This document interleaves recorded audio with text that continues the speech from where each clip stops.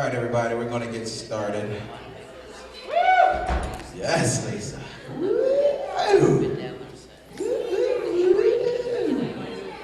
It is. It's a great vibe.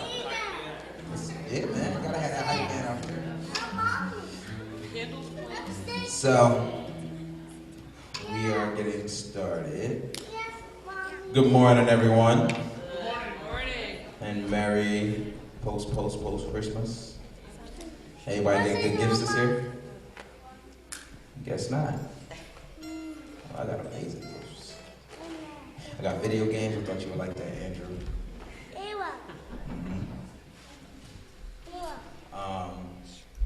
And yeah, Tiffany hooked me up too. So yeah, anyway, it's gonna be a little different this morning. It's the last Sunday of the year, and what I kind of wanted to do this year was kind of just like have a mixture between prayer and songs this morning. So like we'll sing a song and then I just ask someone to pray. And I have 3 specific things I want to pray for. The first thing is just actually more just like thanking God just for His grace. Just thanking God for His grace and everything that He has done for us this year and things that He's given us that we don't deserve at all. And also just loving us constantly even when we mess up and act up.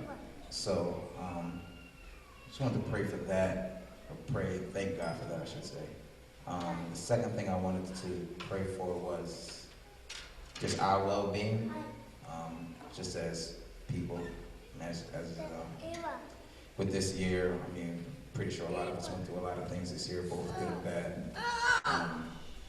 So just praying for that. And the third thing I wanted to pray for was just the well-being of the church, going into this new year. With the circumstances that we have. So, and we're going to go back and forth. Like, hopefully, we have some people that would like to pray, because I would prefer not to pray for all 3. If you can get more of the congregation involved. So, right now, what I'm going to do is going to pray and just thank God for His grace. Dear God, thank you for this day. God, thank you for this year. We're reaching the end, God, and you've kept us. God, you have walked by our sides. You have shown us different things, God, as far as your character and the characters of each other. So, God, we thank you for that. Thank you for not getting tired of us, God. Just thank you that you're constantly loving us and showing us how to unconditionally love. So God, thank you once again just for your grace, and just thank you in Jesus' name. Amen.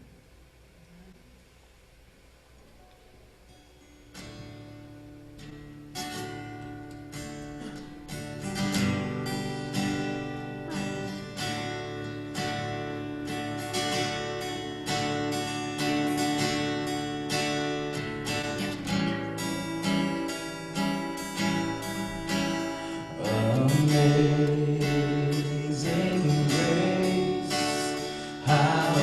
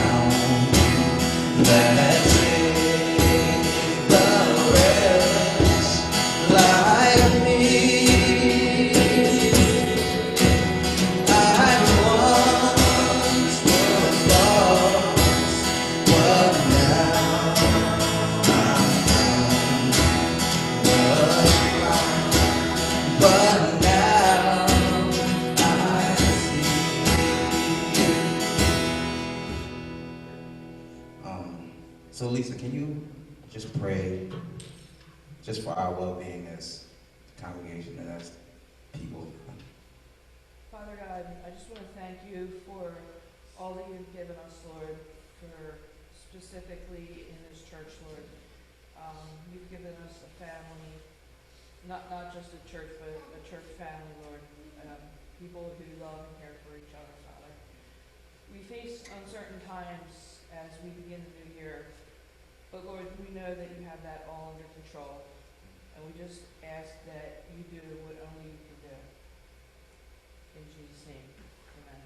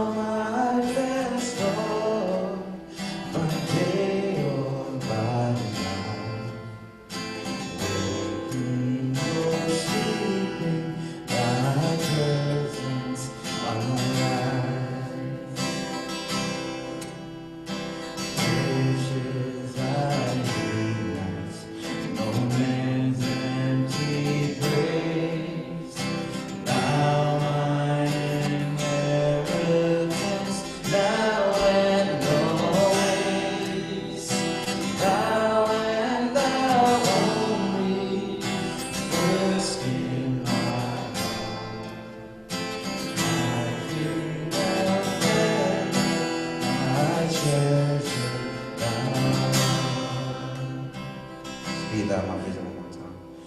Be thou my vision, O Lord of my heart.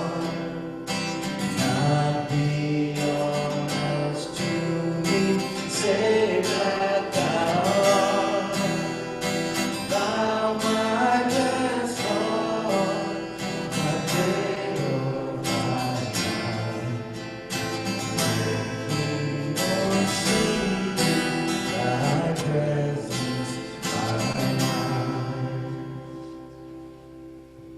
If anyone can just pray just for the well-being of the congregation with just the present circumstances that we're in and will be facing soon. So if anybody, just pray for that.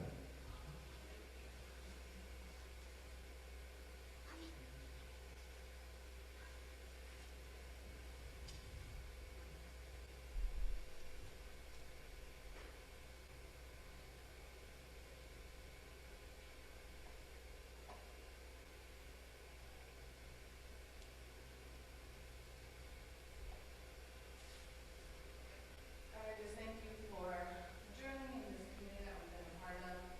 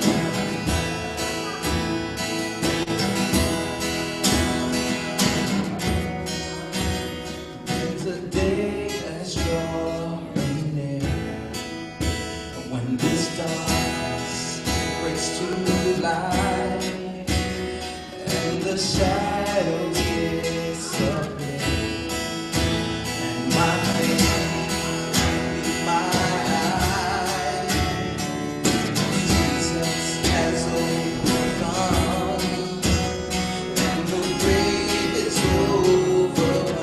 Victory is won.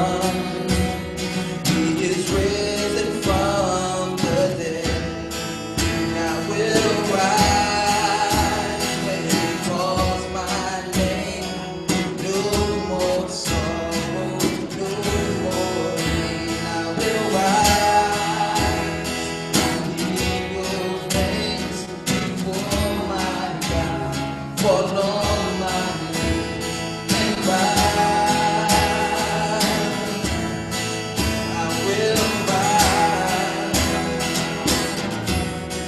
And I hear the voice of many angels sing, worthy is the Lamb. And I hear the cry of every longing heart, worthy is the Lamb. And I hear the voice of many angels sing, worthy is the Lamb. And I hear the cry of every longing heart, worthy is the Lamb. Jesus has overcome, and the grave is overwhelmed. The victory is won. He is risen from the dead, and I will rise when He calls my name. No more sorrow, no more pain. I will rise on eagle's wings before my God. Fall on my knees and rise. I will rise. So, dear God, as Tim come up, God, I pray that he needs to know what he has to say. Those things we pray for, God, grace, our well-being, and the well-being of the congregation and the church, God, I pray that you hear what we have to say, God. You hear our thoughts, and Lord, you know our hearts, God. So just listen to us, Father. That's all we ask, and do you after that. So we thank you in Jesus' name. Amen.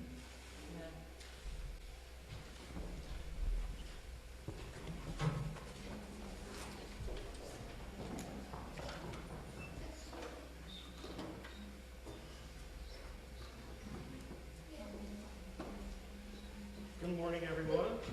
Morning. Hope you all had a great Christmas.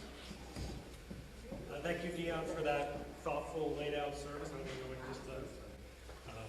But one of the things that I challenged us before Christmas to do as a congregation is, as Dion was mentioning, January brings a lot of key decisions for this church. And so I just encourage you over the next few weeks, just every day, keep the journey in mind. Pray for the leaders involved in making these decisions, because as Dion and some others communicated, obviously they want to do the right thing. They want to know God's will and seek that. And so it's a heavy burden that they bear. And so just pray for them as well. And also pray for the district superintendent, that he also would have wisdom and discernment in leading the leadership through this transition, that his motives would be pure, etc. And that as a result of this, the journey would make the right decisions that are needed. So this is my last series with you guys. And what I want to do as my last series was do a lot of reflection together. Because of the nature of our circumstances, I have no idea what the next season of the journey is going to look like. Chances are it's going to look very differently than it ever has been before. And so what I want to do is I want to take some time to celebrate, what we are as a church, what God has done through this congregation. Because many of you have been here for it all, many have been here since like the mid-90s. Faithful attenders, given a lot to the church. And some of you are new to this, and you don't have the history. You've maybe tasted glimpses of it, maybe remnants of it, but you don't get to see the full textures of what everybody has experienced in terms of the love and the grace that's been poured out there. And another thing that I want to focus on is that this is something that we can carry on in our hearts and our beings. No matter what the future holds, no matter what it looks like, all of us have a piece of the journey within us. All of us have been a part of this story, and no matter what that looks like, the story doesn't end. We can carry that here, elsewhere, wherever we go. And I encourage us to carry these things because, I am a little biased, but I've been around in some circles, and I honestly believe that we have some special things here that are needed in this world that are absent in some other churches. And so that's what I want to do. I want to share some of my reflections, how I've changed as a result of being your pastor. I mean, when I came here, I was 26 years old.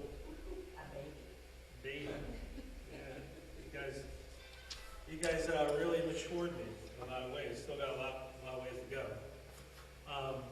But the things that I've experienced, the things that it's just been a great privilege to walk with you and be invested in your stories and see what God has done. So what I want to do is I want first start off with a passage. When I read this passage, it reminds me of the journey. It just tells me everything that the journey is about. So we're going to turn to a parable of the prodigal son. And Luke chapter 15. Jesus continued, there was a man who had 2 sons. The younger one said to his father, "Father, give me my share of the estate." So he divided his property between them. And not long after that, the younger son got together all he had, set off for a distant country, and there squandered his wealth and wild living. And after he had spent everything, there was a severe famine in that whole country, and he began to be in need. And so he went and hired himself out to a citizen of that country, who sent him to his fields to feed the pigs. He longed to fill his stomach with the pods that the pigs were eating, but no one gave him anything. And when he came to his senses, he said, "How many of my father's hired servants have food to spare? And here I am starving to death. I will set out and go back to my father and say to him, 'Father, I have sinned against heaven and against you, and I am no longer worthy to be called your son. Make me like one of your hired servants.' So he got up and he went to his father. But while he was still a long way off, his father saw him and was filled with compassion for him. He ran to his son and threw his arms around him and kissed him. The son said to him, 'Father, I have sinned against heaven and against you. I am no longer worthy to be called your son.' But the father said to his servants, 'Quick, bring the best robe and put it on him, and put a ring on his finger and sandals on his feet, and bring the fattened calf and kill it. Let's have a feast and celebrate it. For this son of mine was dead and is alive again. He was lost and he is found.' So they began to celebrate. Meanwhile, the older son was in the field, and when he came near the house, he heard music and dancing. So he called one of his servants and asked him what was going on. 'And your brother has come,' he replied, 'and your father has killed the fat calf because he has him back safe and sound.' The older brother became angry and refused to go in, so his father went out and pleaded with him. But he answered his father, 'Look, all these years I have been slaving for you and never disobeyed your orders. Yet you never gave me even a young goat so I could celebrate with my friends. But when this son of yours, who has squandered your property with prostitutes, comes home, you kill the fattened calf for him.' 'My son,' the father said, 'you are always with me, and everything I have is yours. But we had to celebrate and be glad, and because this brother of yours was dead and is alive again, he was lost and is found.'" And whenever I read this story, I think of this story, there's so many elements of this story that I've seen and experienced here at the journey. And one aspect of the story is the son that's lost that comes home. And we've had so much of that walk through our doors over the years. And in the midst of that, we see a son who recognizes that he hasn't done everything right as well, and that he's at the end of this rope. He's hit rock bottom. And the only option, the only recourse that he has is to find God, to find his Father in the midst of this pain and return. He has no idea how his Father is going to respond. And so often, we've experienced that in our own church where people are longing to come home. They've been hurt by other churches. They've been hurt by other experiences. And they're not even sure if God likes them anymore, if God loves them. They've experienced so much pain and heartache as a result of that. And they're not even sure how God will respond when they return to him. The other aspect I see of the story is that God, the Father runs to the Son. Like, it's not just the Son coming home, but the Father runs to the Son. And so what I see is that journey is not only a place where people walk with God, but it offers the experience of God walking toward people. And so we can make many churches and have a lot of churches that are just a collection of people walking toward God. I mean, that's why we go to church. That's why we come to church. We want to walk with God. We hope that coming to church and being in a community will enhance that experience, that will grow by, engaging each other's lives, and those things happen. But a church is also a place that should be where people should experience God running toward them. I mean, before the Son is even is even able to come to the Father just doesn't wait there. He runs with open arms. He runs toward the person. And my prayer is that no matter where we go or what we do as a congregation, that we will be people where when people experience God through us, they experience God running toward them, embracing them, loving them. That, one of the things that I experienced as just being a pastor and being part of this church is the gospel became much more earthy to me. When you're thrown into situations of people's lives, it becomes much more tangible. You can't just center your life around a bunch of doctrines and creeds. You have to work with people's lives. It becomes really messy. And one of the things that I see in the story is that when the Son embraces the Father, everything that was familiar at one time that had become unfamiliar became familiar again. Like, he smelled his dad. He saw his dad's eyes for the first time. He saw the lines on his dad's face. He experienced the embrace that he experienced growing up as a kid. All those memories flooded back. And for many of us coming to here, that was your experience. Everything that had seemed, had become too familiar maybe, became much more familiar, much more tangible. And God was in the messiness of life. That God wasn't afraid to enter into that messiness, that we weren't afraid to be authentic about it, that we were going to work through that. And let me tell you, that wasn't always easy, as you know, as you experience. If you can't shy away from it, you can't ignore it, you have to go through it. And so what I've experienced here, and I've observed, is love that offers genuine acceptance, predicated upon sacrifice expressed with joy. Now, when you use the word acceptance, it's almost like become, in some ways, a derogatory term in a lot of churches, because there's this, I think, somewhat of a myth that, postmodernism is just about accepting everybody with no search for truth or anything like that. And I think that's one side of the coin that we have to avoid. We don't want to be people that are not standing or being a part of it, being part of truth.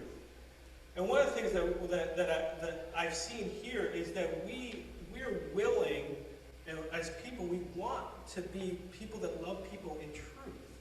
That we don't want we want to accept people in a way that allows them to not remain who they are right now, because God's not interested in keeping us stagnant. He's not interested in keeping us where we are. He wants us to go forward and push forward. And part of that, I think, in this story is that embrace, that initial embrace. When the Son came home and he experienced that grace and that love of the Father, he experienced everything that he experienced in the past. This was so transformational to him that I doubt that he remained in that capacity and where he was. The other thing that can pass, I think, as acceptance is tolerance. Like, we act like we accept people, in a lot of circles, but we just are really just tolerating them. And sometimes that's a struggle that we all have, right? I mean, it's really hard to accept things that we don't understand. It's really hard and acceptable to walk in somebody else's shoes. But what I experience, and the love that I experience here, and what I believe the love of the gospel is that it means going further than just tolerating a person's existence, allowing them to stay where they are, but really engaging and walking into a person's life and learning to love and speak into that in the midst of all realities. And those conversations can be incredibly difficult, but if they're handled with love rather than judgment and condemnation, then I think that what we've seen is that growth can come out of that. The other thing is that I think we've always been a community of people who never thought that we arrived, but were honest about our search for transformation. You know, the longer I walk with God, the less I know, I think. You know? And I hope, to me, that to me I experience God more that way than when I think I have him figured him out. And I think one of the things that we experience as a church is that we know who we are. We have to be honest with the reality that we are messed up, broken people that have a huge family histories that we have to be honest with, that we can't throw underneath the carpeting and ignore it, because if we do, we're just not dealing with it. Just honest with the fact that we need help, that we need to grow. And in the midst of not arriving, you can kind of stay in that atmosphere too, where you say, well, I've just not arrived, so I can make excuses for that. And I don't think that's what the gospel teaches either. You know, the gospel, it teaches the journey of journeying toward that reality, that transformation. So I think that when we're honest about that we haven't arrived, that we don't have it figured out, it opens up a wide variety of opportunities that we can actually enter into transformation. Because what it does is it eliminates all the pride of having it figured out, having the right doctrinal beliefs, and making sure that we're on the right side of the equation, you know. And what it does is it makes us actually enter into a relationship with God and say, hey, listen, my life is pretty much screwed up. I'm not good as a father or a mother or a child. I'm not really doing good in this capacity. And it allows us to take off some of those masks so people, when they come into church, they feel like, hey, I'm not going to be judged when I walk in here. Maybe I'll actually meet God in the midst of it. The thing that I really love about being a pastor of this church for the last 8 years is that the love flowing through the veins of this community seeks out the lost and the outcast and the downtrodden and the condemned. When I see Jesus, that's all I see him hanging out with. I don't see him hanging out with well put together people and making sure that all the bills are paid, and I see him hanging out with people that nobody else wanted to hang out with. And I can't tell you the amount of people that walk through the doors here. I think somebody years and years ago joked around, this is the church for misfits, and that creates a challenge on one end of the spectrum, right? A ministry challenge, but also creates an opportunity, because I think that I've heard many people, especially recently, say, there aren't churches for people like me. That's why I'm here. And to me, that's all the success that we need. When somebody comes into a church and they don't just only feel accepted, but they feel that maybe God likes them and loves them, we can take that anywhere. You can take that to work. You can take that to your neighborhood. You can take that anywhere. And that's what you've been successful at doing. And take that wherever you go. Before Jesus even talked about the lost son, he's talked about the lost coin, he's talked about the lost this. The gospel, that's all it's filled with. It's just people that are lost that feel disconnected, and we've done such a great job as a church as a whole of making people feel that way, that I hope that we have been a community that can continue to make people feel like God may love them or like them. The love that characterizes the journey was never content with just the embrace. Instead, people stood by each other in love and patience. It's not like everybody always got along here, right? It's not like we're all very different. We all get frustrated, and we all get burnt out. We all, but we never let those things turn into a thing that would, eliminate the centrality of Christ in our lives. That never became an issue. We bore with each other. we said some hard things to each other that needed to be said. I just think about this in my own journey.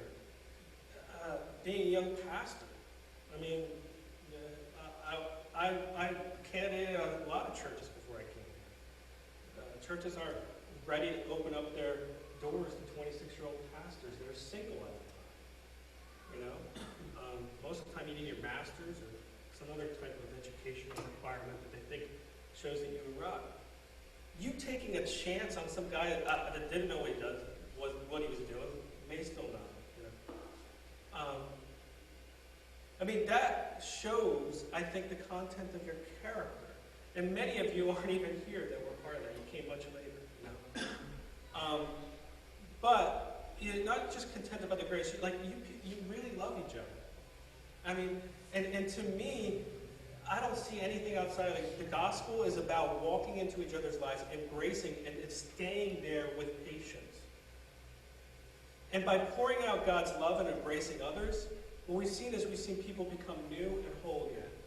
One of the things that you get to see as a pastor that not everybody in the congregation gets to see, there's a lot of things that go on behind the scenes. You get into people's stories that you don't get in any other profession. And that's something that I always cherish. And walking into each other's lives, I've walked with people and I've seen them get free of addictions.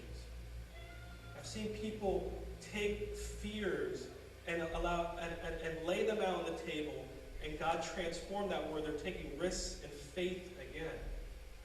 I've seen people who thought that they were no good, that God couldn't possibly like them anymore, that they were full of shame and guilt as a variety of different circumstances. I've seen them live new and redemptive lives. And those things, I think, only occur on a continuum. I don't think that you can just walk into somebody's life and see that in a day or so or even a year. It takes years and years of confidence building and trust building. In the midst of that, that's what happens, I think, in a tight-knit community, where God comes in and makes things new again. And so, if I were to end the first sermon of this series, my encouragement would be, may this always be a space where we allow the tension and the conflict within our faith to coexist and be integrated with our hope in Christ. Let us never shy away with how messy life is. Let us never settle for the easy answers that aren't actually answers. Let us always question. Let us always embrace the mystery. Let us always look and allow that tension to exist, but let us not allow that tension to overwhelm us, that we don't see the hope and the grace and the truth and the beauty of this story that we are living. Because, let's face it, we are people that struggle with a variety of things. We struggle with loneliness, we struggle with depression, we struggle with mental illness, we struggle with selfishness, we struggle with bitterness and anger and all kinds of addictions. We struggle with so many things in our lives. And we know that Jesus is the only thing that can make that whole. And we know that if we come together into community and we live that authentically and we don't pretend that it doesn't exist and we don't try to answer it, what we have is we have a God that comes into our story and he runs towards us so that we can see the lines in his face, so that we can experience the love and the familiarity of that love again in a way that moves us beyond the transformation that we can ever imagine. Let's pray.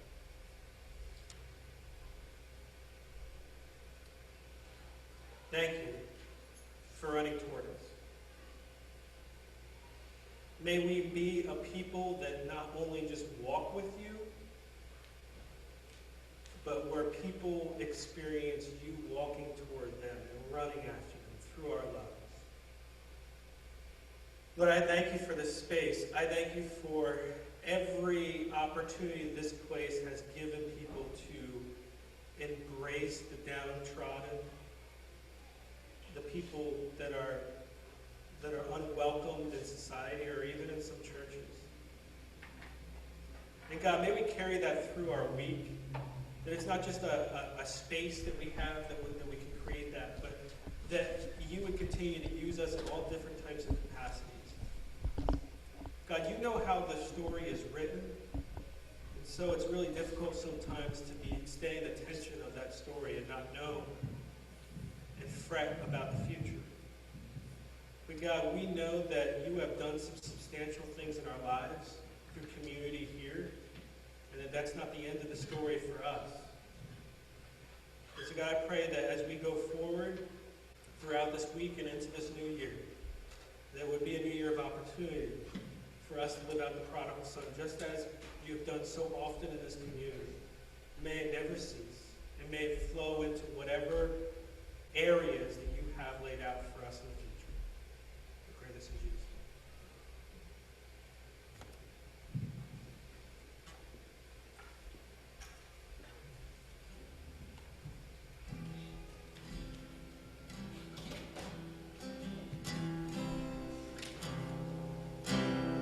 From the mountains of every blessing, to my heart to sing praise. Streams of mercy never ceasing, call for songs of loudest praise.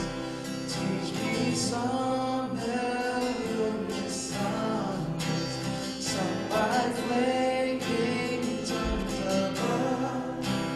Praise the mountain fixed upon, Mount of thy redeeming love. Here I raise my Ebenezer, hither by thy help I come, and I hope by thy good pleasure safely to the glad at home. Jesus sought me when a stranger, wandering from the fold of God. He to rescue me from danger, interposes precious blood. Oh, to grace how great a debtor daily I'm come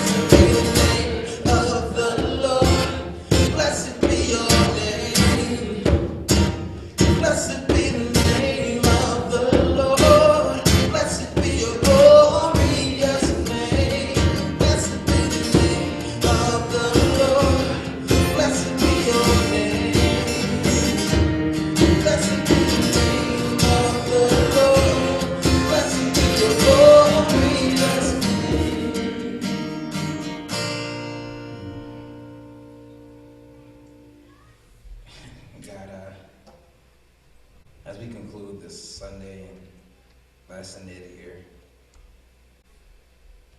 just thank you. I'm gonna keep thanking you. Thank you always. Just thank you for your love. Thank you for the love of this church. Lord, thank you for the love of your son. I just love him everywhere. It's crazy. God, thank you for being awesome. Thank you for being banging. Thank you for being everything to us, God. Thank you for being holy. Thank you for being an example. God. Thank you for being with all of us at the same time. Thank you for sharing in our hurts, sharing in our joys, sharing in our pains, and just sharing in our life, God. So, Lord, as we leave here, God, I pray this is not the end.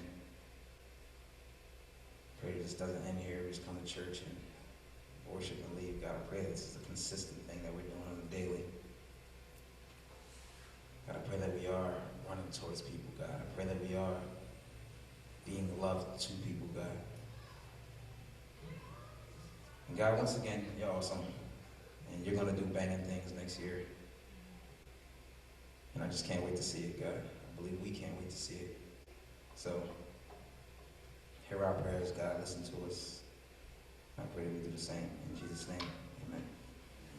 Yeah.